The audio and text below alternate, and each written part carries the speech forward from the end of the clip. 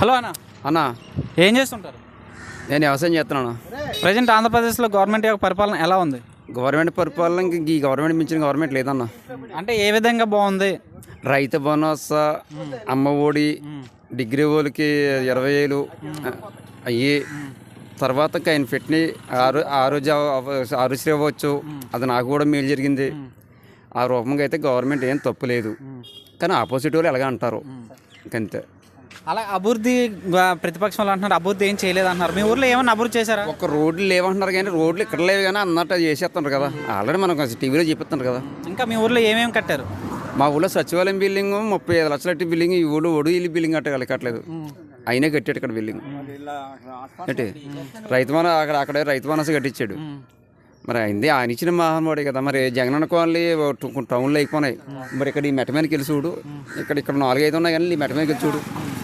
మహానుభావుడు మరి ఆయన చేసిందే అభివృద్ధి, ఆయన చేసిందే మహానుభావుడికి. అలాగే మీ ఊర్లో ఇంకా నాడు నేడు స్కూల్ ఏమైనా డెవలప్ చేశారు? మరి చేశారు, మొత్తం పహారీ కట్టేశారు. అప్పుడు తాటిపైన ఉండేది, తాటిపైన అంతా కట్ చేసి పహారీ కట్టి దాన్ని రుపోర్లు చేసి డెవలప్ చేశారు.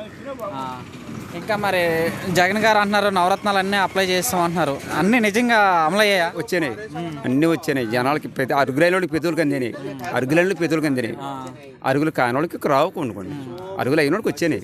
అది మరి అలాగే ఇప్పుడు నెక్స్ట్ ఎలక్షన్స్ వస్తున్నాయి మన ఆంధ్రప్రదేశ్లో. ఏ ప్రభుత్వం వస్తే బాగుంటుంది? మళ్ళీ ఇదే వస్తుంది, మళ్ళీ ఇదే రావాలా. ఎలాగ వస్తుంది అనుకున్నారు? అటు మరి చంద్రబాబు నాయుడు, పవన్ కళ్యాణ్ ఒకటే వస్తున్నారు.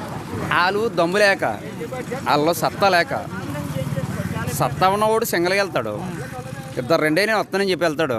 అలా సత్తా లేదు అని అందరూ 10 మంది కలిసి వెళ్ళాలి. ఏం చేయగలరు రేటే అతన్ని. మరి నెక్స్ట్ చంద్రబాబు నాయుడు ఇంతకన్నా ఎక్కువ హామీలు ఇస్తున్నాడు కదా. మరి ఇతనా ఇప్పుడు ఇన్ని చేసేసినట్టు రాష్ట్రం అంతా అప్పులు అయిపోయిన అన్నవాడు మరి 5 నెలలకి ఎక్స్ట్రా ఇచ్చేస్తాడు. 5 నెలలకి ఎక్స్ట్రా ఇచ్చేస్తాడు, ఎలాగిచ్చేస్తాడు? 5 నెలలకి ఇచ్చేస్తాడు ఎక్స్ట్రా. మరి ఆయన ఇస్తే అప్పులు అయిపోతుంది రాష్ట్రం. అంటే చంద్రబాబు నాయుడు గారు అంటున్నాడు నేను అభివృద్ధి చేసేస్తాను, వీళ్ళు అభివృద్ధి చేయలేదు అంటున్నాడు. చంద్రబాబు రుణమాఫీ దెంగేశాడు. రుణమాఫీ దెంగించేస్తే జగన్మోహన్ రెడ్డి ఇవాళ ఈ రూపంలోకి వచ్చాడు. కానీ జగన్ రుణమాఫీ ఇస్తానని చెప్పేసి దెంగేశాడు. అయినా 50,000 రుణమాఫీ చేశాడు. ₹1,00,000 గొడవలేదు. అయినా ఫిట్టు ఇందులో పెడతాం కదా, వస్తుంది రిజల్ట్. నేను నాకు అటు రమ్మని ఓడొస్తాడు. అలాంటప్పుడు గవర్నమెంట్ అయితే ఈ గవర్నమెంట్ మించిన గవర్నమెంట్ లేదు. ఇంకా ఇంతకంటే పెట్టినా సరే ఇప్పుడే అప్లై అయిపోతున్నాం, ఇంకా అప్లై అయిపోతాం. ఇంకా ఎక్స్ట్రా పెంచితే ఇంకా అలాగ ఉంటుంది అనమాట. ఒక ముక్కలో చెప్పాలంటే చంద్రబాబు నాయుడు, జగన్మోహన్ రెడ్డి. అసలు నా 66 సంవత్సరాలకి 45 సంవత్సరాలకి ఒక ఇంటికి పీకినట్టు పోయింది అంతే, పోద్ది.